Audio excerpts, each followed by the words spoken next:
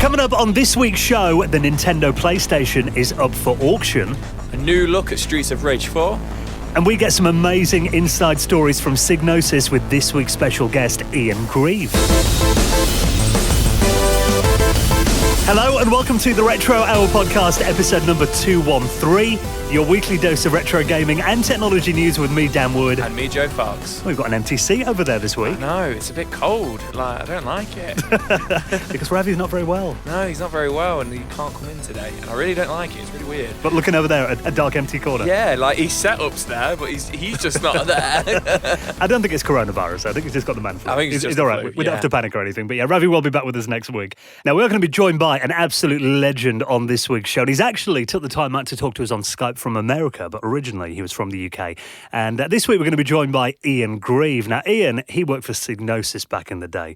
I think, if you're naming, the top British video games labels from back in the 90s, Psygnosis will be up there in my top 5. Easily. Yeah, absolutely, for sure. And we're going to be talking about some legendary games such as Lemmings, Shadow of the Beast 2, Theatre of Death, and G-Police, and one of my favourites as well from the PS1, Colony Wars. Yeah, amazing games. So, and I love the fact as well, he's lived in America for a long time, but he's still got that proper Scouse humour. Oh, yeah, 100%. Yeah, he's still got the accent as well. So, and it really, no hold, he didn't hold back at all in the interviews.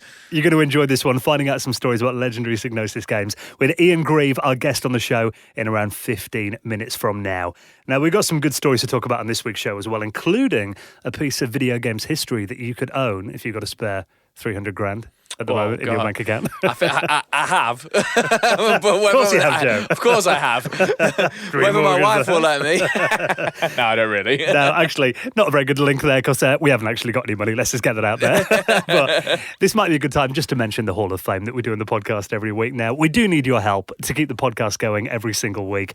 And we do have a little donation button on our website. Now, all you got to do, if you want to help out the show, we always say every week it's a tip jar. Yeah. Well, look, this show will always be free. But if you like what we do, we ask that you take a couple of seconds and think of it maybe, the cost of a cup of coffee once a month. You could really help out this show, help us pay for stuff like our website hosting, the software that we use to edit the show, getting it out there on all the distribution platforms and everything. And for doing that, you will find your place on the most prestigious high score table in the world of retro gaming, the Retro Hour Hall of Fame. Just like this week, William Browning, Gareth McKee, Luke Rossiter and Mark McCorkle, who all made donations into the running of the show. And if you'd like to do the same, you'll find the link on our website at theretrohour.com. Now, no messing around this week. Let's get straight into the stories. Now, the Nintendo PlayStation, obviously, that is probably... I've been seeing some really interesting comments about this.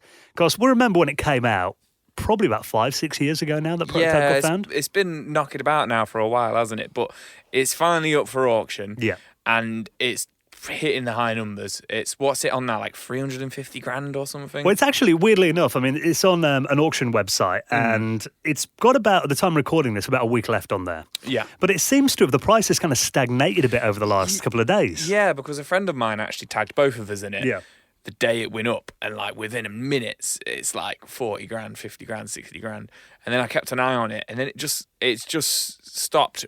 I think it was, like you said, it was about 300 grand, 350 grand, somewhere around there. Like you say, it's not moved from there for about a week and a half now, has it? Which is weird. And I think it's actually gone down a bit. I think there's some people who maybe took the bids off, really? Retracted the bids. Because it was 350,000, but now it's 300,000. Right. So there has been a bit of a drop-off there as well. Obviously, this is a really important prototype. Now, I've been reading stuff on forums. People, I don't think, grasp the idea of why you want to own this. People are like, well, it's just a Famicom with a CD-ROM drive on there. There's no games for it. Yeah. Kind of completely missing the point. Yeah, they're missing the point, missing the story and, the heritage, if you will, of it and everything. So I wonder... I think it is going to go for more. Yeah. I can't see it sticking at 300 grand with another, like say, there's 7-8 days left on it right now. By the time the episode comes out, it's going to be about 3 or 4 days on it. So I can't see it staying there. But whether it's going to hit like 1 million, don't think it will. But I think it's definitely going to go maybe for... If I had to put a prediction, I'm going to say 500. Placing your bet. Yeah, I'm going to say 500. But hats off to Ravi, because he kept on saying that he thought it was going to hit the high numbers. And I was a bit like, we'll see. But it is. It is a one-of-a-kind prototype. And I think the reason that it's so important is because obviously, I mean, everyone knows the story, I'm sure. Yeah. Is it that kind of missing link between Nintendo and the Sony PlayStation? It's when they're working together. This machine that essentially was going to be a Super Nintendo with a CD-ROM drive. Everyone was doing it then. You had the Mega CD and stuff was coming out. But obviously it got cancelled. But if it wasn't for that cancellation and that fallout, the PlayStation would have never come along. And that is obviously probably the defining video games console of the last 25 years. Yeah, and I think it was either you or Ravi said something about like it belongs in a museum as well, and it's not just like a computer museum or a games console museum. Like it's a genuine like piece of history. Gaming is such a huge piece of media now, and the PlayStation is one of the like the dominant force. Do you know what I mean? It changed the world. It changed the world. So. It's going to be weird seeing where it goes if it just ends up in somebody's collection, just on their shelf in their games room, which is absolutely fantastic. It's with a fan, but at the same time, part of me, does feel like, you just putting it into words there about how important it is a bit like, yeah, it should be somewhere in a science museum, like a famous, do you know what I mean, a famous one, but we'll see. You'd want it in your games room. Oh God, 100%. Like, yeah, if I got given it, it'd go in my games room. Yeah, I know how selfish I can be. Joe's open to offers. Yeah. You know what? The guy that's selling this, I did read that he got offered $1 million for it last year and he turned it down. Do you reckon that's fake news or real? It could, I mean, that could have been a story you put out there before he started. It's quite a clever way to do it, I guess. He'd be like, yeah, I got offered $1 million. Like, I think it will be interesting to see where it goes, though, because it's like, I mean, have you ever sold on eBay before? Yeah. And like, it's always that last like minute. Yeah, when the price 100%. I mean, you get a couple of bids at the start, nothing for about a week, and then that last 60 seconds is when it all goes quadrupled crazy. or something. Yeah. So this is like when you're bidding on something as well, and you're just there trying to get it for like a few pence less. I've just got these visions of someone who's had like a few too many glasses of wine when it ends. Oh, I'll buy that next morning. What have I done? So, yeah, don't have any wine this week, Joe. No, I won't be. So yeah, we'll keep. That's going to be interesting to see how much it goes for, though. So if you want to if you want to make a bid on the auction, we'll put a link in our show notes at theretrohour.com. Now, of course, a game that you've been really excited for, I have as well. Whenever we have like a night in playing video games and stuff around your house, it's always Streets of Rage. Yeah. Always inevitably comes out. And we're getting the fourth game soon as well. Now, we've got another teaser trailer that they've released.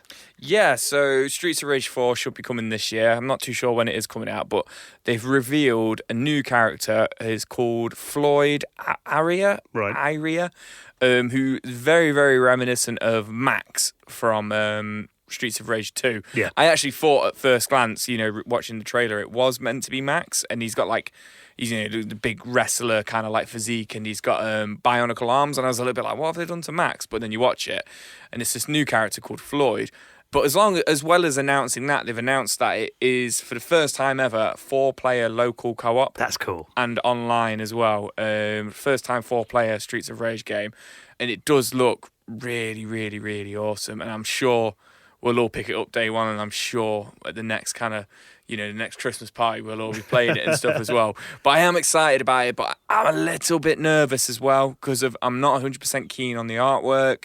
We've talked about that before, haven't we? Yeah. See, artwork, it's kind of like that comic book style, I'd kind of say. It looks a bit hand-drawn, but I think it's the outlines of them, I think. That's why. Yeah, it looks good. When they did all the hand-drawn artwork for the Switch version of Street Fighter 2? Yeah. Like, it still looked like Street Fighter 2. It still was Street Fighter 2. Whereas, looking at this, if you were watching, like, one of the other characters, unless, if I showed it to, like, my dad, who is familiar with Streets of Rage but doesn't follow gaming, I don't think he'd go, oh, that's Streets of Rage. Do you know what I mean? I think it's a little bit too far away. But then, you can tell, like, the enemies and stuff are the Streets of Rage enemies. So it's a hard one. And it's weird. I think it's a fine balancing act as well. I mean, you can either go down the Sonic Mania route and just kind of make the graphics like the originals. Yeah. Or you can do something different. Yeah. I quite like the look of it, but I think from looking online, from forums and Reddit and Twitter and that kind of thing, that does seem to be people's main complaint, that it looks so different. I mean, it also looks like some of the screenshots, it looks a bit too light and bright compared to the old games as well, I think. I don't know, because number one, they're quite famous. You'd say the Streets of Rage games are quite famous for their, like, bright graphics and stuff. Like the neon style, I remember, against the urban setting. So they're trying to reimagine that, I guess. They're trying to do that again. But I think what they've kind of done is, in the really gritty looking levels, they've seemed to have neoned it up with people's attacks. And they seem to have really upped the ante on, like, fire punches and thunder punches and stuff like that, which there is in the original games, but it's kind of, there's like a minimalistic, do you know what I mean? Whereas this one, there's like clips of people punching the floor and the entire level lighting up. Almost looks like daytime. I think that's, for me, Streets of Rage I don't remember it being like a daytime game. It's always at night. It's always at night. Yeah. So it looks good, but it might be a little bit too much with like. Do you know what I mean? I think you might be right with the lighting. Well, it's coming out soon, apparently spring. Is it spring? So, yeah, we haven't got long to wait for it. I mean, like you said, it's going to be a day one purchase. For me, definitely both of us. I'm hoping I can get a physical copy. If I can't, just download it. But yeah, that's the thing for me. I'll probably get on the Switch. Yeah. That's the platform that I generally play most of these kind of... I mean, to be fair, that's my main gaming system these days. Really? I barely ever turn my Xbox on, to be honest. Yeah. But I think that kind of game does lend well to the Switch. Having the 4 local multiplayer as well, 4-player, that's going to be interesting to see how well that dynamic works on screen. And I mean, sometimes you have 2 players and you're like, come on, hurry up. Having 4 on screen at the same time. Yeah, I can imagine, you know, I shout at my wife and stuff when we play Streets of Rage through anyway. So playing it with my wife, you, and then, you know, your wife as well. It sounds stressful already, doesn't it? Screaming at all 3 of you, like, come on! Because Joe generally does is a master at Streets of Rage. Yeah, so I usually like to use everybody. But in the same respect, I like to use everybody as, like, you know, cannon fodder, you know, so it could work out for me. So we'll be keeping an eye out for that as soon as we get a release date and we get it downloaded and bought. We'll give you our thoughts on Streets of Rage 4. Now, obviously, we're all big music fans as well. You're in a band. You've actually been doing your music video at the weekend. Yeah, I have. Yeah. You always bring that up. Like, I always get so awkward. I think you did a little plug on the show, Joe. Yes, I am in a band, yes. 100 crowns? 100 crowns. Yeah, because we get people tweeting us going, what's Joe's band called? We want to check out the video. 100 crowns. Yeah, someone tweeted us once, are they a bit like the Backstreet Boys? Yes. Yeah, yes, very similar. Yeah. Very similar. Joe's a metal scream in the middle of it. I mean, we're big fans of music, and I've been a DJ for many years. But have you got any music on floppy disk? I've got no music on floppy disk. In fact, I've got no floppy disks. Well, this is really good. This is on Hackaday. Now, this is a guy who's essentially made a Spotify jukebox from floppy disks. So how does that work?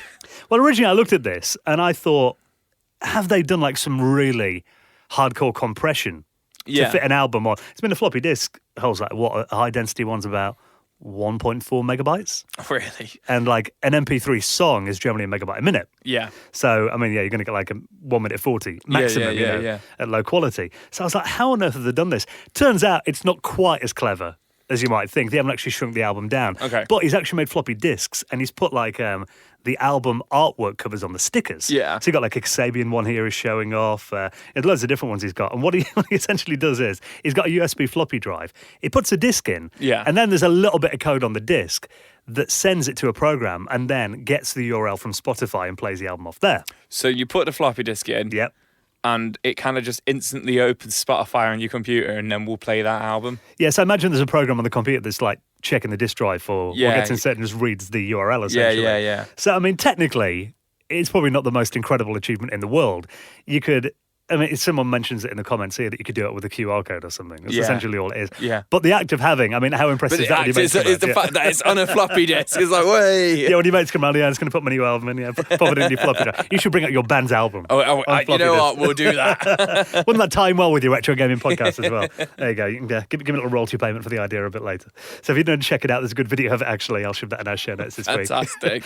Now, speaking of impressive things, I remember when Doom came out back in the day. And then, as a lowly Amiga owner at home, I was telling this story actually in one of my recent YouTube videos. I did a video all about the Apple Newton, that famous flop of a PDA that came out in the early 90s. And I actually used to check out a lot of cutting-edge games and technology in quite an unlikely place. Yeah. It was Ryman, the stationery shop. Okay. So not like Dixon's or anywhere like that. Yeah. Some reason like Ryman, I remember them being like really good in my hometown back in the early 90s. They had like gaming PCs and all that set up in there. And I remember going in and like, I saw Wolfenstein 3D for the first time in there and Doom. Yeah. And I remember playing that and it was such a landmark moment. And I remember seeing that thinking, this is going to change everything. Yeah. This is like going to be the new standard for what games are like. And obviously... And that's what happened. Yeah. I mean, to this day, you can still trace a lot. I mean, you play Call of Duties and stuff like that. A lot of the way the games work still go back to Doom. Yeah. That came out in the early 90s. Well, one thing then, I mean, being an Amiga fan, it was mainly platform games on the Amiga and like puzzle games, similar to the Mega Drive, that kind of thing. When Doom came out, I remember thinking, it'd be great if I could play that on my Amiga. And I remember John Carmack, he actually wrote a Usenet post. A lot of people were asking him, is Doom going to come out on the Amiga? And there's a letter that someone actually posted on one of the Facebook groups the other day, him essentially giving all the reasons why Doom couldn't run on an Amiga. Okay. And why they wouldn't release it for it. Yeah. Now it turns out all these years later, Someone's cracked it. Someone's got Doom running on an A500. And on A500. And it's not too slow either, is it? It's like the frame rate is really impressive. Yeah, it's quite good. So how have they done this? Well, there's actually a big thread on the English Amiga board on EAB. And, you can watch this video. It's 15 and a half minutes long, but it kind of shows a lot of the making of the game and how he's laid the levels out and everything too. So what he's done is, it's quite low colour compared to the original Doom. I've got a feeling it's only about 16 colours in there. It's a little bit grey. But it's got stuff like the sky animation and stuff. You can see the sky going across, which is something you generally didn't get in a lot of FPS games on the Amiga back then. And it does run really smooth on a 7 megahertz Amiga 500 with 1 megabyte of RAM. And it is Doom. You can see the smooth scrolling. Oh, yeah, it's Doom. 100%. You look at that, it's Doom. Yeah. There's no doubt about it. And at the moment, there's only like a demo map, and I don't think there's a download link so far. Okay.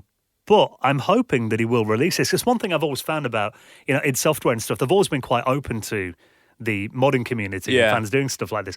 I can't see them having a problem with it if they release it. Hopefully won't be shutting it down or anything. Because, Doom did come out on the Amiga later. It was like, I think when it got open sourced, I've got a feeling around 97, 98. I think it might come out on the Amiga then. But it was something that you needed quite a high machine to run. But this running on, God, if that had come out back in the day, it's like, I'd have played that to death at home. Yeah. Worn away the keys and everything on it. Well, it looks better than some of the 3DO version. I think I'd rather play this. I was going to say, I'd rather play that than the... I was going to say the SNES version then, but I'm getting than the Jaguar version. There we go. The Jaguar version, actually, I thought that was a pretty good port of it, apart from the fact it didn't have music. Yeah. But yeah, it's like... You look at that, and I remember it did come out in the 32X, didn't it? Yeah. And that was a pretty decent version of it. But this doesn't look too far behind that. No. And it's running on stock Amiga hardware. I was going to say, it's got a nice solid frame rate as well. Like, I don't want to say it's a 30 frames per second, but it's probably a solid 20. Do you know what I mean? Like, it's smooth. It's smooth enough. And I think it's proof that over time, when people learn these systems more, the things they do with them now that you never thought was possible back then, it's just, it makes you wonder what you're going to see next. So I definitely want to play that. We'll keep an eye on the progress of that. Right, we'll get well soon, Ravi. Hopefully we'll see him again next week. I know we have got another really good guest coming up next week. Kind of a bit of a part two to what we've been talking about here, with this week's guest getting some stories from Psygnosis, one of the most infamous video games companies out of Britain. Let's get on this week's special guest, Ian Grieve. You're listening to the Retro Hour podcast, and it is time for the main event. Then let's welcome on this week's special guest. We're going to get some brilliant stories about companies like Psygnosis, of course, classic games like Shadow of the Beast 1 and 2, Wiz and Liz, Microcosm, G-Please, and many more as well. Let's welcome on Ian Grieve. Hello, Ian. Hello. It's a pleasure to be here. Now, before we get into the history of those games and companies that you worked for back in the day, I thought it might be quite nice just to kind of find out where your journey with video games began. Do you remember what initially got you into video games or when you first saw one? Yeah, I started right at the very beginning, actually, with the old-fashioned TV games that we used to have in the 70s. So, just basic... It was a very basic one. I think it was called Ace-Tronic maybe or something. It was something Tronic anyway, and it had Pong and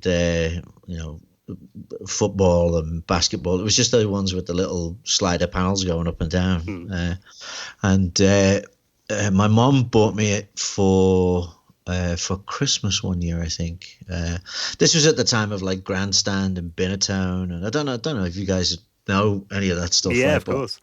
Yeah, they were very minimalistic, but I think the fact that you could actually do something on the TV and manipulate it was just magical, wasn't it, back then? Oh, it was just amazing. When you could plug something in the back, and it wasn't a telly signal or something. You could actually use the telly for something completely different, right? So I got obsessed with it. I loved it. I absolutely loved it. And then as those moved up, I moved up with them, moving on to like a Binatone. I think that my favorite on that was the motorcycle one where you could jump over the buses. Mm-hmm. So I used to sit there for hours on end, jumping over buses on an 8-bit motorbike, right?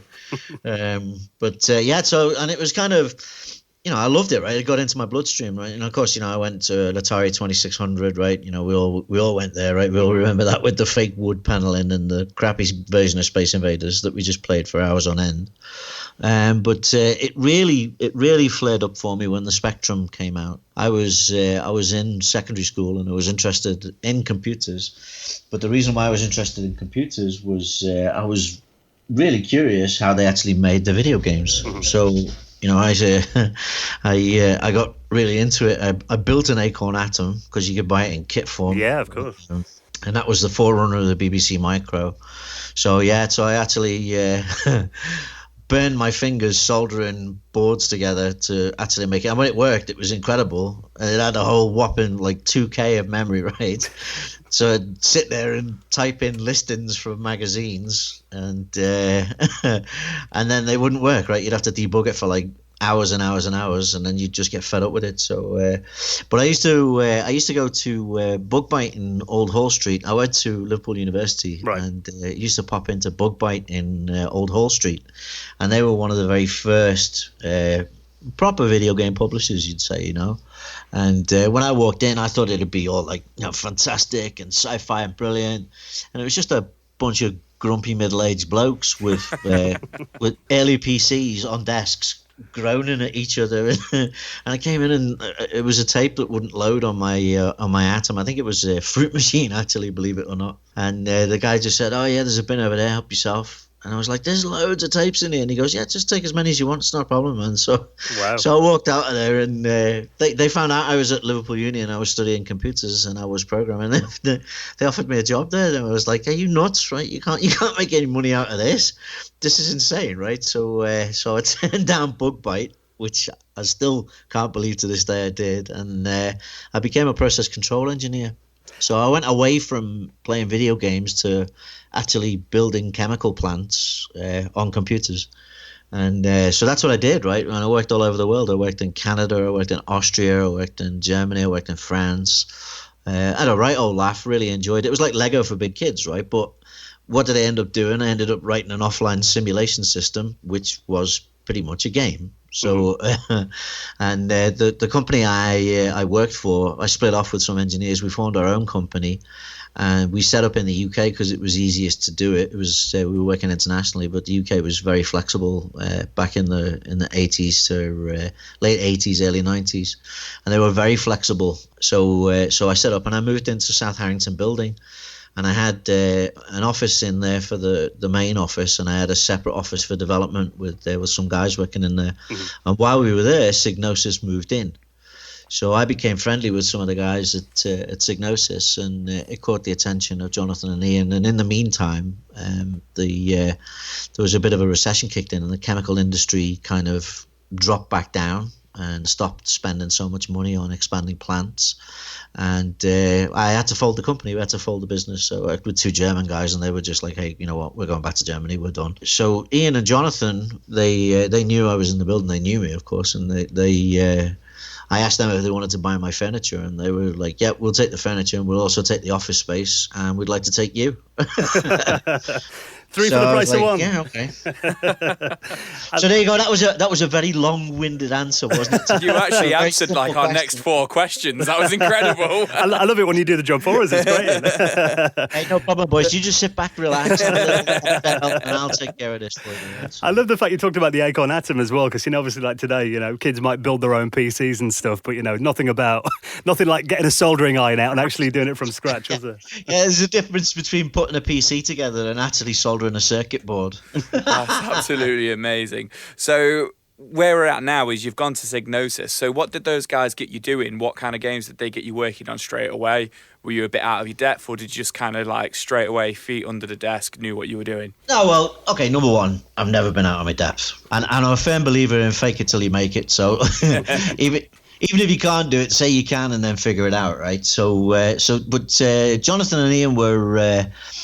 They were very, very smart guys, right? Very, very sharp guys. And Jonathan knew that there was a government grant available for simulators that did industrial training. The idea was that we'd go to the DTI, as it was then, which was Department of Trade and Industry, and ask them for a grant to make a simulation system that was based around factories and factory building, but we'd do it via video games. So we'd make a video game. So, Jonathan and Ian were like, look, we've got all this video game technology sitting here. We've got all these engines and all these tools. Why don't we put it together and make it, less of a game and more of an educational thing, and maybe the government will throw some money at it. So I was like, yeah, that sounds great, man. That sounds really good. Let's give that a go. So a week later, after I'd been allocated a desk and a shiny new Mac, I was on my way down to London to meet with the head of the DTI, which was kind of entertaining in and of itself. And they were up for it. They were interested in it, but it kind of, it floundered a little bit, right? Because, all government-related things have a life of their own, and it's not usually a very active life. So I came back and I said, look, these guys are, they're humming and hawing. They're going to cut a check, but it's going to take 2 years. What do you want to do? And I thought they were going to get rid of me. And they were like, well, we like having you around, and you're a good guy, and you fit in really well with everyone here. Is there any part of this that you like the look of? And I was like, well, you're not really doing that much internationally. You're legendary in the UK, and everyone's like super excited about it. But the home of video games is Japan now, and you're not really making an impact there. And on the state side, they had like a small distribution deal with a distributor who eventually became Psygnosis US, actually. A great guy called Jerry Wolosenko, and he had a guy working for him.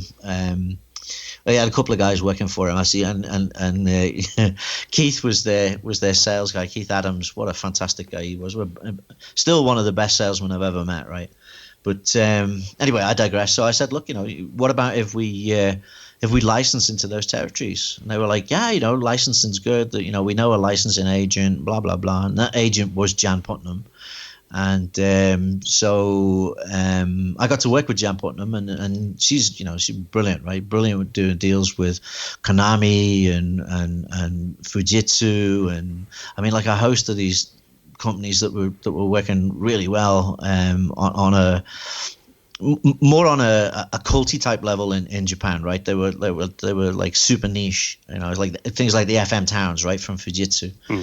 What a crazy idea that machine was, right? So that's what I started doing. So I was actually the one who was responsible for getting Lemmings onto the most number of gaming platforms, I think, still ever in the history of video games. I think maybe Tetris beat it out in the end, actually, because now you can get Tetris on everything, can't you? But at the time, we Lemmings was coming through and it was looking really great, and we got it onto everything, man. I tell you, we could have got it onto a Casio watch. I would have put it on there. But, probably on a microwave if you tried it. And you know what? How many of those would we have sold, right? I'd have bought a Lemmings watch.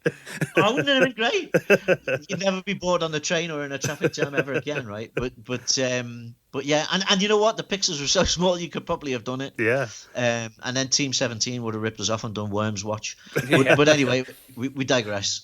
So that's what I kind of started doing, and it snowballed, right? It just did one deal, did another deal, got to work with Hank Rogers and Bulletproof Software, which is still one of the best names for a video game company I've ever heard, right? Bulletproof Software, brilliant. And so that was Super NES Shadow of the Beast, believe it or not. That was there's a whole program about making of Super NES Shadow of the Beast if you ever want to do it one time. That was when Tony Parks came out of the test room and became a producer and actually physically threatened people with violence to get the job done. Really? Wow. Oh God, there's some funny stories behind that, man. So. I mean, I remember seeing that game for the first time, Shadow of the Beast, and it was that parallax scrolling that I think everyone kind of was, jaw-droppingly impressive for the time. Do you remember the first time you saw that game then, and were you a fan of it? Yeah, I do actually. Yeah, I remember a guy who I eventually I employed him in my engineering company, which was Procon Systems, which is we put a lot of thought into that because we worked in process control and we made some systems for it, so we called it Procon Systems. And one of the guys who came to work for me was actually Mike Anthony. I don't know if you know who Mike Anthony is, but he was started his programming for me in his sandwich year at Liverpool Uni or Liverpool Poly, I think it was Liverpool Poly. And at the end of his sandwich year was when we closed it down. He went back and finished his studies, and then in the year in between, I'd worked at Psygnosis, so I offered him a job and he came and worked for us. He was the main programmer for Call of Duty for Treyarch, and his brother Dave Anthony. I was like the child catcher from Titty Titty Bang Bang. He had a younger brother who was at home with him, and he was coding on the Amiga, and he was part of one of the, like the little coding groups they used to have that did the little demos, and then the demo scenes, yeah. So that's how he started out, and I was like, oh, that kid's got a bit of talent, right? So. So I captured him and brought him on board. But Mike came in, and so through Mike, when I was working for me at the engineering company. I mean, I was only a couple of years older than him. It wasn't, I started young, and so I used to go and play golf with him at the weekend, and go back to his, and he had an Amiga, and his brother was nuts about the Amiga, right? This is like, Dave Anthony, who eventually became the main director of Treyarch, right? And Dave was nuts about it. He's like, look at this, look at this, look at that.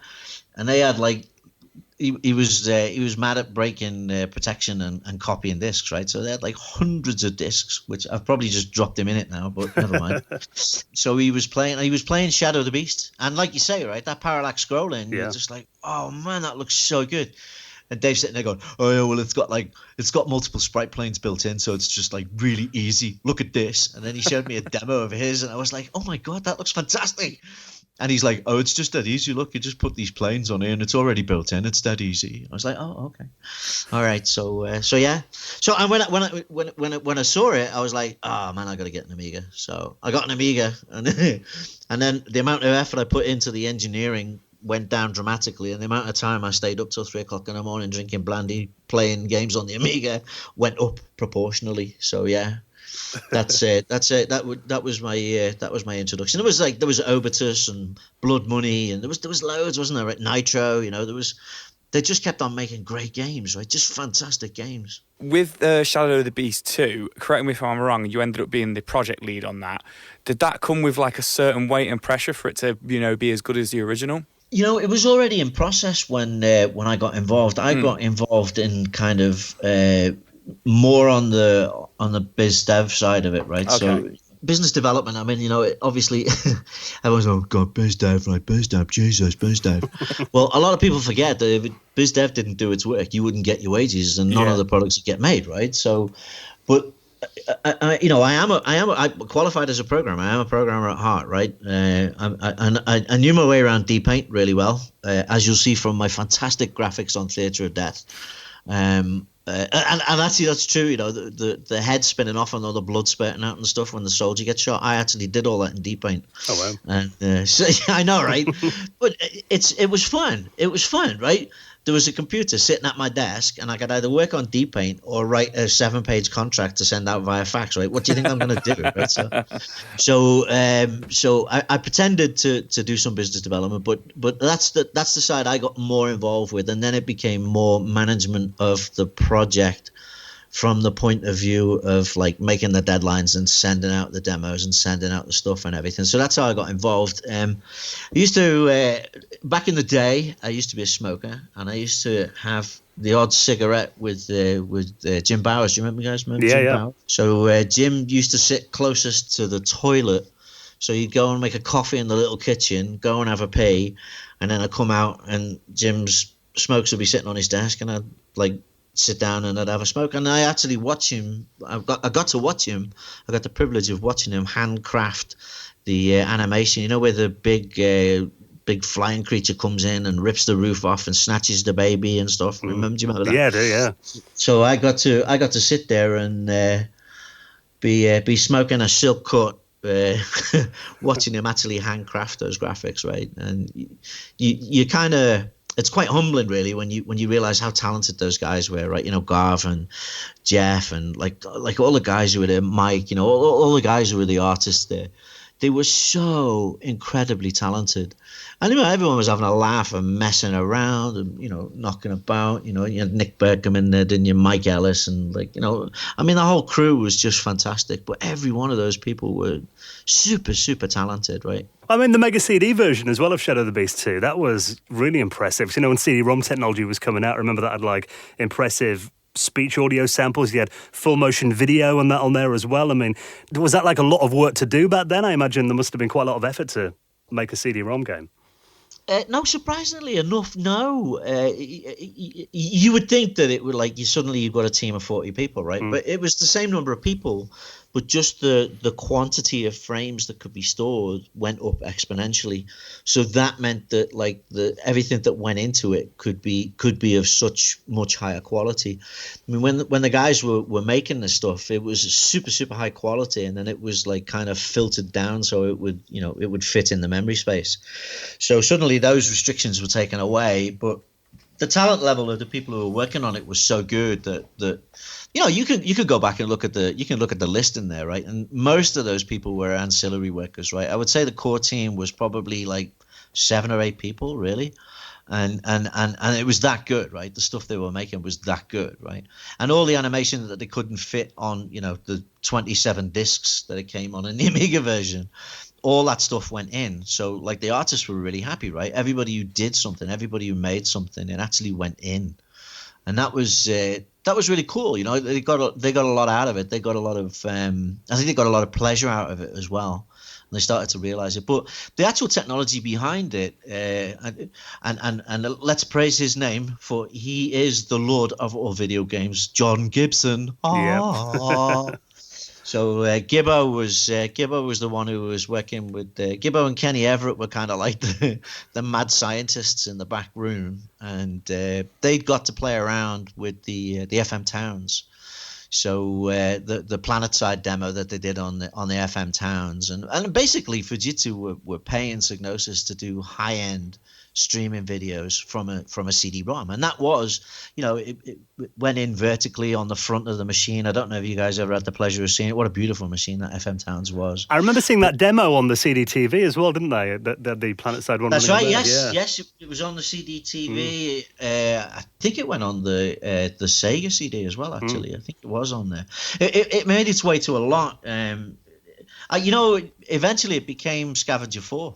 Right. Okay. I was going to ask actually if it ever came into a full game. Yeah, it did. Yeah, but I mean, when they were making the game, of course, I was doing the licensing, right? I mean, we're jumping ahead a bit now, but I was doing the licensing, and I'd traded on the strength of the PlanetSide demo for such a long time. You remember it had it was flying over the desert landscape. It had the guy in the spaceship, and he was launching his missiles. And I don't know if you remember it really well, but it was very cinematic. It was very anime, really, if you think about it, right?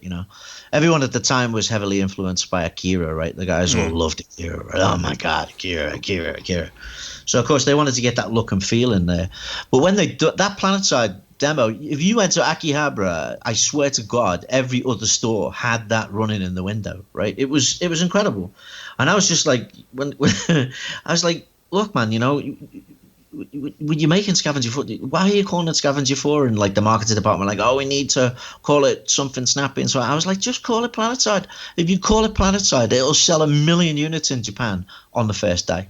And they wouldn't listen, right? They just wouldn't listen. I was crap. And it wasn't for any vanity reasons or something. I just wanted an easy life and get a bonus off all the sales it would make. So with Shadow of the Beast, it's a notoriously hard game, both the first and second one. Was there any playtesting with them, or were they just kind of put out there just for everybody to kind of work it out? I mean, here's the problem, right? You've got people of the caliber of Nick Berkham and Mike Ellis, and Lowell was in there. I mean, there was so many of the guys in it, and the test room was fantastic, by the way. At Psygnosis. What a talent pool that was, right? Those guys were in there. Tony Park came out of that. Lol Schrag came out of that. I mean, Phil Gaskell came out of that. There were so many people who were so good. And they were young and starting out, and they were just sitting there testing and stuff. But those guys were so good at the games that they played. They'd be looking for bugs, but nobody was really paying attention to the difficulty curve because, if you played any game against them, they would kick your ass, right? You could sit there and practice for hours and hours and hours. They just walk in, pick up a joystick, go bip, bop, bop, and you're done. And you're just oh, man. Watching Mike Ellis and Richard Brown play Street Fighter against each other was something to behold, right? It was, and people laugh and joke about it, and they're like, "Oh, you're just making games and stuff." It's man, if you knew the skill level and the technology level that went into that, So getting back to your original question, yes, there was lots of testing. Yes, there was lots of bug fixing. No, there wasn't a lot of play balancing because the people who tested it was so damn good that it didn't make a bad. They would miss that balance, and they would fly through it. But then you would think that would backfire. I mean, years later, when you got into the console generation, right? If a game was too hard, people would just lose interest and like put the controller down and go play something else, right? But because the games were so hard on the Amiga, it got that cult following. It was like, well, if people, it's too difficult. And they say, the mates would start laughing at them. They'd throw stuff at me. It's true, right? Yeah. If you could get through one of those Psygnosis games, man, you had some kudos behind you, right? They were like, whoa, that's like, you got mad skills, man. We love you. It's like, okay. So I think that really worked. And there was an available mantle in the marketplace for a company that made very high quality, very technical games that were also incredibly difficult to play, right? I imagine that now, right? Yeah. I think we've had a bit of a resurgence with it recently, but yeah, you're completely right. The last kind of 25 years of console gaming's been very hold your hand, hasn't it? Yeah, I think so. And I mean, and that has its place, right? I mean, but that's the difference between, a niche market and a mass market. Yeah. And I get that, right? But I don't know. I mean, I got a 16-year-old son. I've showed him some of the stuff that I worked on. So I mean, and my kids, right? They're like, they have no idea what I did, right? Just dad, and he used to make video games, and he works in VR now, and he works in tech now. But like, when I've showed them some of the stuff that we used to make, first of all, they can't stop laughing, and then after they finish laughing because of like how rudimentary and how old it is, right? Yeah. They start to realize, hey, you know what? There's some really good stuff here, right? So, but he's playing games on his phone that, like, we could only dream of that processing power when we were actually making that stuff, right? But he has a real admiration for that stuff. But I think you're right in the hardcore stuff is really starting to come back now, right? Yeah. It's really but I think that's because the mass market appeal is waning, right? You're either a casual gamer now is playing just some crappy game on their phone, but it's hooked them and they're repeatedly playing it. Yeah. And I think that the hardcore gamers they're going vertically up, right? They're like, okay, what's next, right? What's the next challenge, right? So I think that's an interesting dynamic in the market now compared to the market then, right? When everyone who played was a hardcore gamer, right? You were either all in or you weren't in at all, right? Even if you played Pac-Man, you had to clear all the maximum level sheets and get right to the end to see the special animation, right? Yeah, it wasn't just casual. It was you had to be the best. It was high scores, wasn't it, back in the day? And that's exactly it, right? Yeah. And that's the way it's always been. But the interesting thing for me, having worked in lots of different areas and that the shell that was my games background always came with me. I always, it's not long before I pop it out and pop it on my back, right? Because games are just brilliant. They're just brilliant. But that whole thing that we went through about 10, 12 years ago of like gamification, like gamification. And you had all these experts and people talking, I'd sit there and look at them and I'm like, you have no idea what gamification really is, do you? And so one of the guys, there was a conference over here in the States, and it was very dry, man. It was about I think it was about like transaction confirmations or something on oh my God, you just lose the will to live in those things, right? And this guy was like, yeah, we're changing the system now to like bring in gamification, and we're doing this, we're doing that, we're doing this. And in the end, I got really annoyed with it. And I said, look, you got to stop, right? There's two elements to gamification. One is stickers. If you give someone a sticker, they're really happy. If you give them a special picture that only they have, they really love it. It's amazing. So there's your bonus, right? There's your bonus reward, right? And it's as simple as a sticker, but it's a badge of honor. It shows how cool you are. And two is a high score table. You put a high score table on anything, anywhere, and people will be drawn to it like flies to one of those little zappers, right? I mean, seriously. So yeah, going back to your point, the whole high scores thing, yeah, that's a monster, right? That drives everything, because that shows Absolutely, you're better than anyone else. That's why some idiot will pay 250 quid to have his 3 letters of his initials on the top 10 spots on any arcade machine in the world. Well, you mentioned Theatre of Death before, and that was an incredible game. I mean, how much influence did that take from games like Cannon Fodder and XCOM? The one that really caught my attention was Platoon. Do you remember Platoon? Yes. So that I looked at that and I went, well, there's a missed opportunity. I mean, it was fun to play, right? But you were like, there was so much more you could do. But I swear down that Theatre of Death, even though it was kind of low key, it had only, it had one artist, one programmer, and it had one test resource, right? That was it, right? It was kind of like, okay, well, we'll do it, we'll put it out, and it's Dave Anthony's proving ground, right? But it led to so many different things that came after, so many games that came after that, right? It's really incredible. I got, I was in business with Tim Page for we had a company together here in Reno. We had a studio here in Reno actually called 5,000 Feet, and we were together for a good 8 years. But I knew Tim from back in the Philips days. You remember when the Philips CDI? Yes. Came out? And Tim was the head of technology for Philips for the CDI. Great guy, wonderful guy, absolutely talented. And our paths via twists of fate met many years later, and we actually, we lived not far from each other here in Reno, in Nevada. But Tim, he said to me, look, the guys who made Command and Conquer, they absolutely loved Theatre of Death, and they all knew it and they all played it, right? The thing about games is, and the thing you have to understand is, it's not that people rip people off, it's that they get inspired by something that went before and take it in a different direction or take it further forward.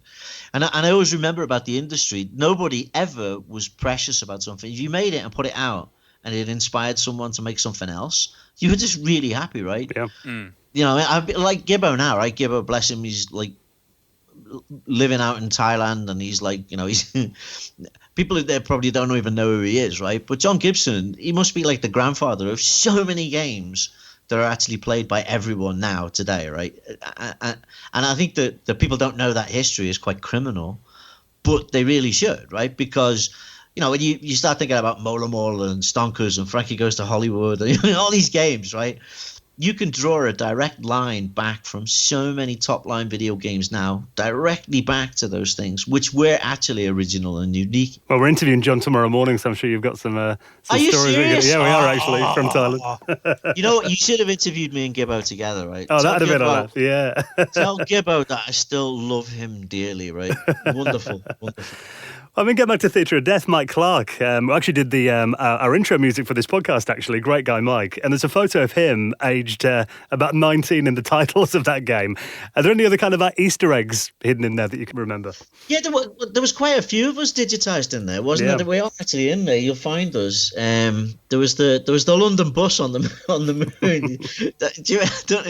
So we had a troop transporter in there, right? And I think the main one was we ripped off the Eagle transporter from Space 1999, but just for a laugh, it was at the time of like the Sunday Sport. The Sunday Sport became like a really big newspaper in the UK, and it wasn't what it eventually became, which basically you had to hold it vertically so the blood could drip out of it, right?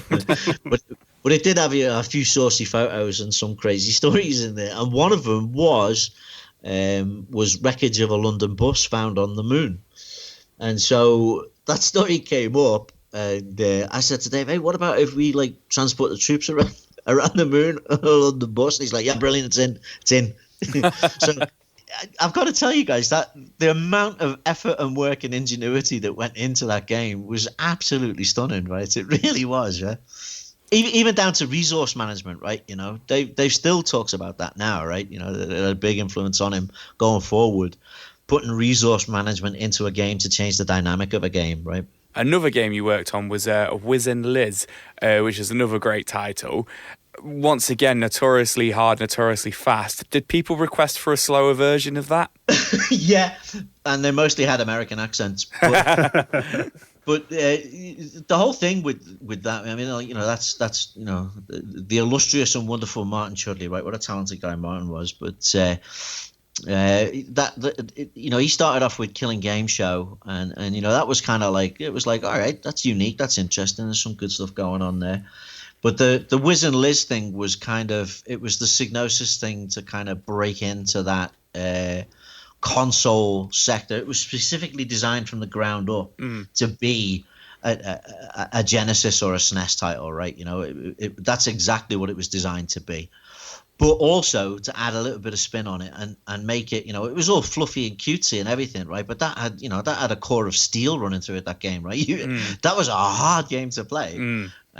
But yeah, we got complaints on the side, on ironically on the US side. Yeah, it was like, no, it's too difficult, and this was the distributors, right? It's like, it's too difficult, it needs, like, you know, and you know, that's where the whole level, you know, do you want to be on easy, do you want to be on medium, do you want to be on hard, do you want to be on pro, right? That eventually crept in and came in, but that, you know, in the day it wasn't an option, was it, right? It was like a painting, it was done and that was it, and it went out, right? It was done, right? But over in Europe, ironically, the inverse was true, right? People loved it because it was so hard, right? They liked the challenge, right? And people who want an easy game, you've got to really question their logic, right? Because if it's easy and you just blaze through it and you've completed it, well, you're done, right? Whereas if it's rock hard and you keep coming back to it, every time you play it, you'll get more value for money out of that game, right? Yeah. So anyway, I drifted from where you asked. So yeah, Wiz and Liz it was a planned event, right? And Martin was asked, right, can you come up with something that would fit the bill? And when he came in with these, like, you know, rabbits and wizards and an old witch, was just looking at him going, what the hell is wrong with you? This is it? And he was like, oh, yeah, it's fantastic, brilliant. But it was like, all right. And fair play to Ian Hetherington, right? Ian's like, no, if that's what he wants to do, that's what he should do, right? Because he was always like that, right? Ian H was, no matter how crazy the idea or what he wanted to do, his door was open and he would always give you a shot, right? Well, now we're into that console era. I mean, you also worked with Disney on the Mickey Mania game for the Mega Drive with Sony. Did Disney have a lot of say on the promotion of that game, and were they quite precious about that, do you? Disney are always precious about everything, including how you write your name on your badge when you sign into Disney. They're kind of like, they're super precious for their marketing department. But, you know, back in the day, you just used to go, oh, okay, well, we'll make it all comply with that. And then you just go away and do what you wanted to do anyway. But yeah, that was John Burton, right? It was John Burton and Traveller's Tales. And because they started out with Alundra. Do you remember Alundra? Yeah, brilliant game. That was their first game, I think. Oh, was it? Yeah, they were based in Southport. Yeah, I mean, Andy was a bit of a miserable guy, right? the first time we flew him out, I flew him out to LA. I think that was for Mickey Mania, wasn't it? I think that was meetings for Mickey Mania. We flew him out to LA, and Steve Ryden brought them out. Those two, which was the entirety of Traveller's Tales, came out to Los Angeles. And I had to hire a bigger car because I was picking those two and Steve Ryden up. So I hired a Lincoln Town Car. Lincoln Town Cars, these massive, it's like a boat with like 4 tires at the corners, right? These things were massive. I don't know if you've ever seen a Lincoln Town Car. No, I've never seen. I'm going to have to Google one now, I think. Oh my God. You should look up Lincoln Town Car from like 1992, and it'll blow your mind, right? It looked like the Duke in Escape from New York, right? It was one of those massive pimp cars, right? Yeah. So I picked them up. I picked them up at LAX, and they came through. And this was when you could like drive your car right up to the sliding doors at LAX, right? And they're just walking out, looking all over the place, just had like victim written all over them, and you're just like, wow, you guys. This is amazing, right? So I pick them up in this Lincoln Town Car, and they get in, and I like the trunk in the thing for putting the luggage in. It was like the trunk was like a swimming pool, right? It was massive.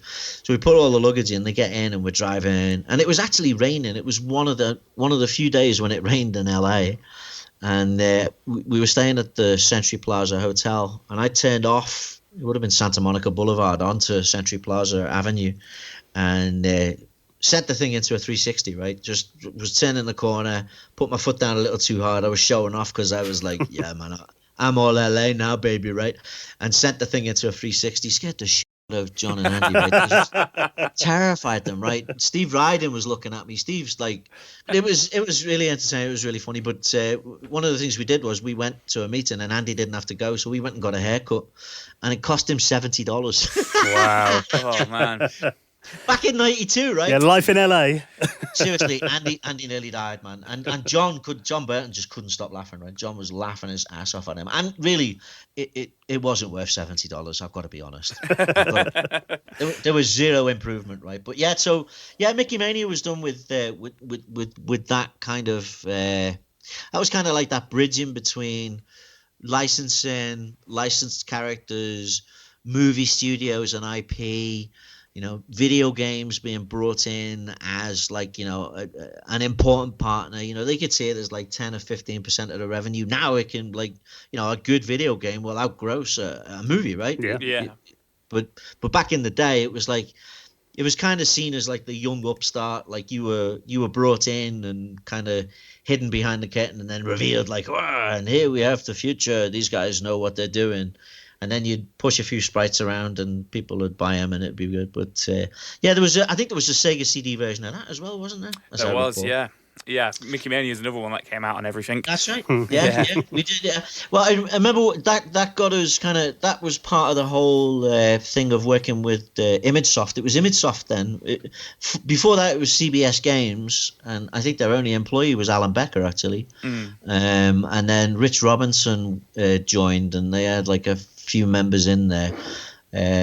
Kelly Flock came later. But those guys over in the States, that's how I got introduced, because ImageSoft was it was CBS Games, which was became owned by Sony when they bought out CBS.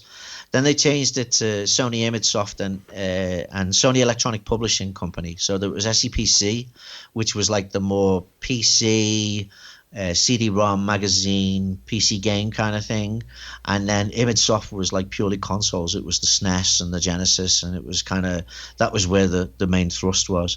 And so we got to work with those guys, and what wonderful, lovely people they were, right? I mean, Rich Robinson, what a fabulous guy Rich Robinson was, right? Just fabulous. I mean, he had a dodgy Tom Selleck mustache, but other than that, right, he was just wonderful. And he did so much for so many people, and they don't even know how much he did for them, right? You know, but that was where that whole Sony buyout came from, right? That was point of contact, right? That was it. That's how got to meet Olaf Olafsson, got to meet Tommy Mottola, got to work at Sony Music, got to work at Columbia TriStar, got to work with Mark Kaplan and all those guys. And you know, I was pretty heavily involved there. You know, I even had an office on the lot and an office in Sony Music Building down in Santa Monica, and it was just kind of. At the time, it was just kind of like, well, okay, this is the next thing we're doing, right? And years later, I've looked back on it and I've gone, oh my God, right? It was like so amazing, right? So stunning, so incredible. But everybody who was there, it was just like a big giant gang, everybody together, and you're just having a laugh, right? Just having a laugh, right? There's no two bones about it, right? You know, 1 minute you're in a meeting at Disney, and the next minute you're going down to Long Beach to take a look at the Spruce Goose, right? True story. So I mean, it was kind of like. On the one hand, you were all wide-eyed and thinking, oh, this is brilliant. And on the other hand, you're like, well, this is just normal everyday life, right? This is what we do now. And the technology as well was coming on so quickly then. I mean, I remember another Psygnosis game that really impressed me, and visually at least, was a Microcosm. I remember seeing that on like the 3DO as well, and that game just looked like something out of the future at the time. I mean, was there quite a big technical challenge with that title then? The cutscenes was what that was really about, right? That was, you know, and that's because all the artists in the video game sector are frustrated movie makers, right? You know, but Jim Bowers went into special effects, right? You know, after they'd done Hackers and they put Wipeout in the movie, he actually went in and became a special effects guy for movies, right? Paul Franklin's won 2 Oscars, right? A guy who used to have a desk opposite me has won 2 Oscars. So the ability to actually make those the green screen or blue screen movies and like the stuff that went in and the cutscenes, I mean, that's the stuff that's really, really impressive, right? Microcosm itself as a game, yeah, you know, really, let's be honest, right? But the thing that makes you think that it is such a giant technology feat is there's giant helicopters like landing on platforms and blokes with guns walking out and like actually talking to each other and acting, and it looks like it's part of a movie, right? I'd never seen anything like that before. Yeah, first time I saw it, I couldn't believe it. I was seeing a computer do that. And to be honest with you, I mean, that was one of those again where it was like, you know, they wanted to make a movie, right? Yeah. You know, they did. That's what they wanted to do. They really wanted to, and they're like, well, we think we can make a movie on this like tiny thing here, and we can do this. And Ian Hetherington went, yeah, okay, yeah, go on, you know, and then what, like 6 years later, you've got the first full-length animated, you know, fully rendered animated movie, right? You know, Toy Story didn't come out that long after it. No. We did these demo videotapes that we were sending out. I said, look, you know, we're making this technology, we're doing this cool stuff. Let's get it out there, right? So we went to Liverpool City Centre and bought the only Panasonic World Player that was available in the Northwest at the time. And the World Player, we could actually then make NTSC tapes, right? So then we could send videotapes to Japan and the States, right? I mean, just, you know, the guys were like, oh my God, this is like, finally we can show our stuff off, right? Because we used to have like wonky videotapes that we'd show all the time in the UK, right? And it'd be like, and then it'd eventually start, right? But we were denied the ability to do that because it was impossible to do with NTSC, right? So we made all these tapes and I sent them out to Konami, Namco, Fujitsu, sent them to Electronic Arts, basically to say, "Wait, boys, we're coming," you know. Sent them to. Actually, that was when Trip Hawkins was. I think Trip Hawkins was still then about to set sail on the 3D Ocean. Yeah. So Trip got one of our videotapes and stuff. You know, I'm still friends with all these guys today, right? But one of the tapes I sent was to Rich Robinson at ImageSoft, and that was the one. That was the one hook that baited the shark called Sony to come and bite down on us, right? And go, hey, these guys are interesting. We like these. But the cover I made for it, we had a 4-color photocopier, and one of the colors was brown. So the tube that he's going through, which is supposed to be an intestine, guess what color that was, right? So it just looked like a big brown bum hole. Nice. And that was actually the tape that directly led to Sony acquiring Psygnosis. Wow. And making and creating the whole PlayStation division and the whole PlayStation thing. How about that? That's incredible. That is. That's absolutely fantastic. On me. I could have been in a lot of trouble for that. Oh, I'm glad it worked out for you in the end, Ian. Your business development department sent us a giant bumhole with a spaceship in it. We're not interested. Let's buy these guys. Yeah, let's buy it straight away. Probably look at that and go, well, anyone who's got the balls to do that's got to be pretty good, right? They've got to be off there, right? So. Fantastic. So by this point, we're obviously well and truly getting into like the 3D kind of realm of things. One of the big games Psygnosis had that kind of made the jump to 3D was Lemmings. Were they kind of like sitting on that idea for a while, and what was the reception like with that, with Lemmings 3D? The Lemmings 3D, yeah, Lemmings 3D. Greg Duddle's finest moment, right? The idea was going around that like PlayStation's going to be cool, it's going to be fantastic, It's going to be awesome. We can do all this stuff with it. Look at it, and you know, they were like, we're gonna bring it in. We're gonna bring it in. You're gonna get to see it. You know, it's like, oh, there was only 3 dev kits in the world, right? And this was one of them. And they shipped it to Liverpool and put it in South Harrington building, and they unveiled it, right? So here it is, and it was a cannibalized Canon photocopy. You know, the big industrial Canon photocopiers that you saw back in the day. Massive things. Which I think had like little people who'd scribe things and a big giant wheel inside it or something, right? They were massive, right? It was the size of an industrial washing machine, right? And Ian Hetherington was all proud, and like he unveiled it. Like I think he actually did. He have a sheet over it? I think he actually had a sheet over it. Or maybe I'm just fantasizing that. Maybe, but anyway, it was like, here's the big reveal, and it was behind one of the room dividers, right? It's like, here it is. And it was hooked up to a monitor, and I think it was running the dinosaur demo. Do you remember the dinosaur that you could go in 3 different directions, and he like had expressions and stuff, and he goes, and this is it. I think it had like exhaust pipes and stuff, right? It was like so outrageous. And I took a look at it, and it was like this was the senior executive unveiling, and I said, I think if they want to sell some, it's going to have to be a bit smaller. You're not going to fit that under your telly, are you? Yeah. Ian H was not amused, man. He was. It got a few titters around the room, but like he wasn't happy. But yeah. So when that came in, I think the whole thing of like it wasn't parallax scrolling and plane based and stuff. It was actual full physical. We suddenly had Z depth, right? We suddenly had a real Z line that we could work to, right?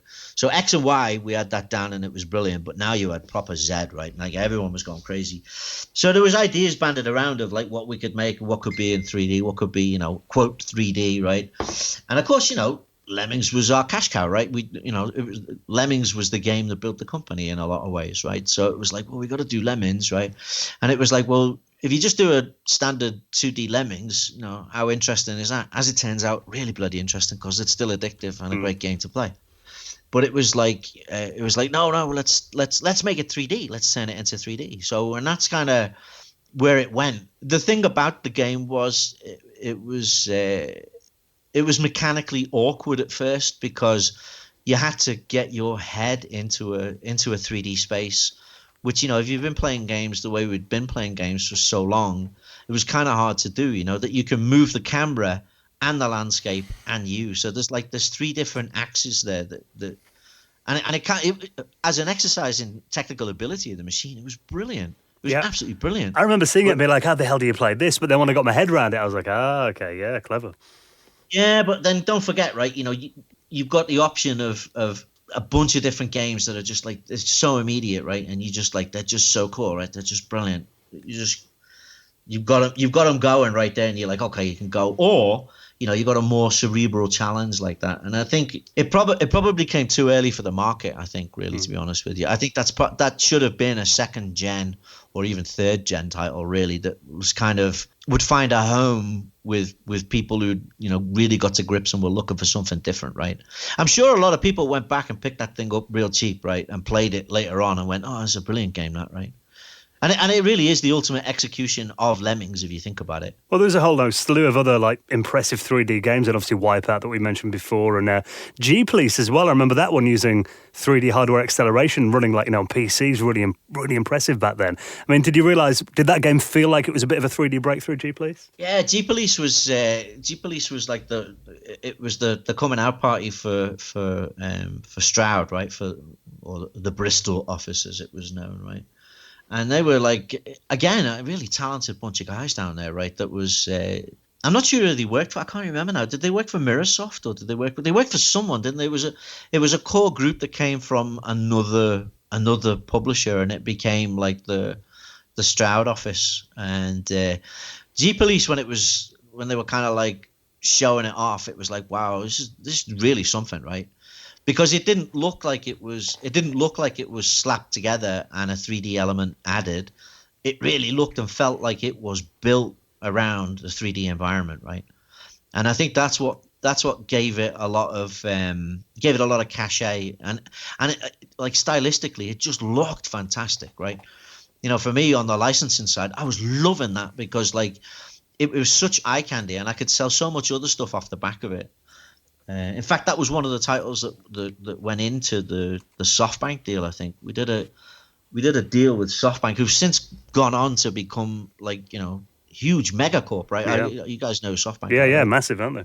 So I met Son-san when SoftBank was when he was just a lowly multimillionaire, right? and he was really nice. I liked him a lot. I got on really well with him, and we worked on a deal. I mean, he did a 10 title deal, and I think that was one of the titles that went in there. So he picked up a lot of stuff that went from the PlayStation, and that was in that crazy era when I was doing deals with Sega to create Manx TT for them for the Saturn, and then bring Wipeout and Destruction Derby across to the Saturn. And Sony, they weren't really happy about that, but it was like, hey, you bought us as a software company. This is how we make money. We sell software, right? And we want our games on as many platforms as we can get them on, right?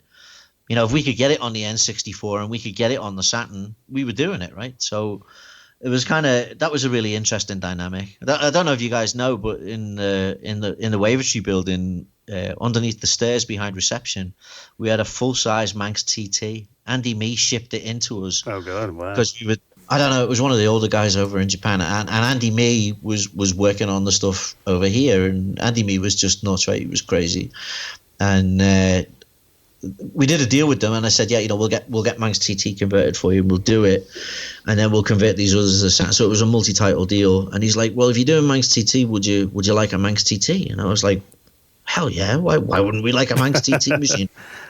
So they sent it up. And like they super stickered it with like massive Sega logos all over it and all over the back of it and all over the top of it. And I don't know if you guys remember how big those Manx TT. They were the size of a small living room, right? Those things were huge. And so they brought it, and they had to take the doors off on the on the freight side so they could get it in. And then they built it inside and put it all together and put it under the stairs. But the reason why Andy Mee did it, and he is a clever bugger, right? It was so funny. Was he admitted to me about a year later, he said, I only shipped you that because I wanted to have a giant Sega logo right behind the desk of Sony's entrance Clever studio. And we all used to play it, right? John Rostron and I used to have the Manx TT challenge every lunchtime, right? We'd go and we'd go and have a go at each other on the Manx TT. So it was external development when we were there was just fantastic. I mentioned Greg Dudley, a lovely guy, right? And Steve Ryden and John Rostron and Pete Smith, who's pretty high up there now, right? That's where he started out as well, right? So they were a great bunch. They were a great bunch of people, right? So it kind of felt like the advertising budgets and stuff were getting a lot bigger then. I think I read that G Police had like a $2.5 million advertising campaign, and Colony Wars as well. I think they put a lot into that, didn't they, as well? Now Colony Wars, right? Colony Wars was the birth child of myself and Mike Ellis. You guys must be familiar with Mike Ellis. It was not Mike, right? So we had a development team that was actually out in LA working on projects for ImageSoft or Sony America. Was it SCEA then? It might have been. I don't know. It was in that transition period, but they were like, well, you guys got all the talent and we're struggling over here. We need a development team over here. So they brought us over and we worked on a couple of games for them out there. And that team kind of got stranded out there. Like Dave Beresford and Mike Anthony and Gavin Dodd was in it. And it kind of got a bit stranded out there. It got a bit isolated. So when we came back, everything had moved on and there was no real place for them. So we kept them as a team. And so they were on my side of the building in Wavertree Technology Park. And of course, at the time, I was doing all of licensing, most of external development, and had an internal development team as well, right? It was kind of like a mini one-man industry kind of thing, right? So the guys who worked there were more or less the rejects from the rest of the development core in the company. There was the guys who didn't fit in, the guys who were a bit awkward, the guys who were a bit strange, and the ones who wouldn't drink the Kool-Aid of like the corporate structure that had been brought in, right? Because you had enormously creative and talented people. You're trying to fit them into a corporate structure within 18 months, right? It's just ain't gonna work. It's just not gonna work, right? So I kind of kept those guys to one side, and it was kind of like the romper room, right? It was like, all right, we'll just come up with some ideas, right? So we tried to do an updated version of Rollerball, which didn't really work out. It could have been brilliant, right? It could have, if you think about that, right? You remember the movie Rollerball, James Caan, and imagine that in full 3D with the motorbikes and the ball being shot out and the spike gloves and everything, and going around an arena, right? Like a roller derby kind of thing, but killing people. And I was like, yeah, that'd be brilliant. I thought that would do it. And then Gavin Dodd came up with like a sideways scrolling shooter thing, like an Iridium or something, that kind of style of game, right? Yeah. And Mike was talking and he was saying like, well, we need a 3D space shooter. There's nothing in that sector. There's nothing in there, right? And everybody loved Elite, right? Everybody was a huge Elite fan, right?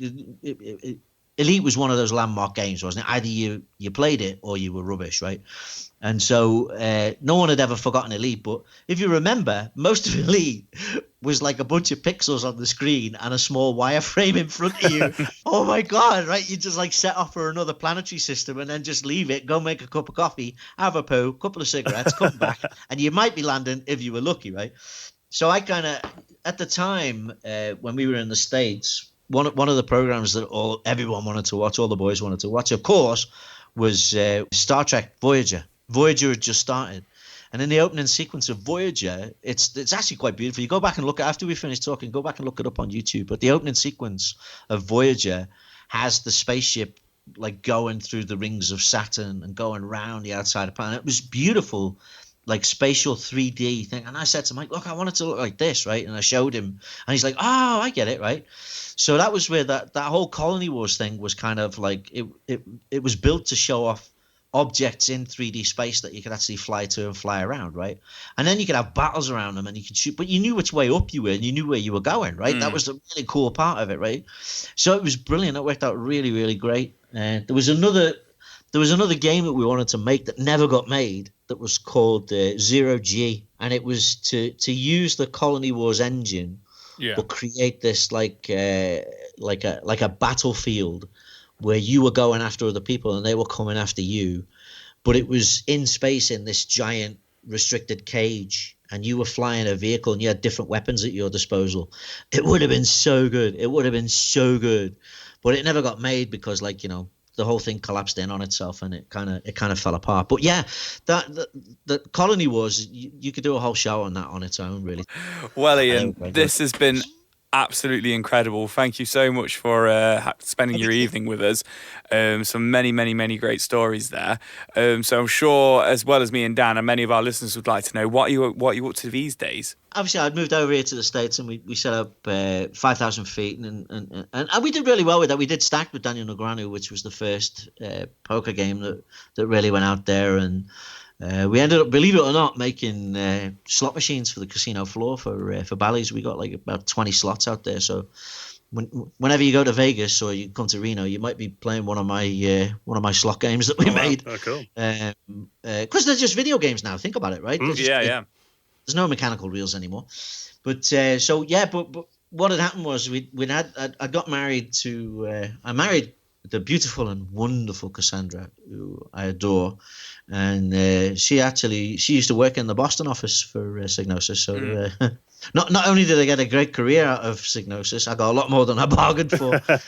And we're still married. We're still happily married to this day, right? So, and she's wonderful. She's absolutely wonderful. And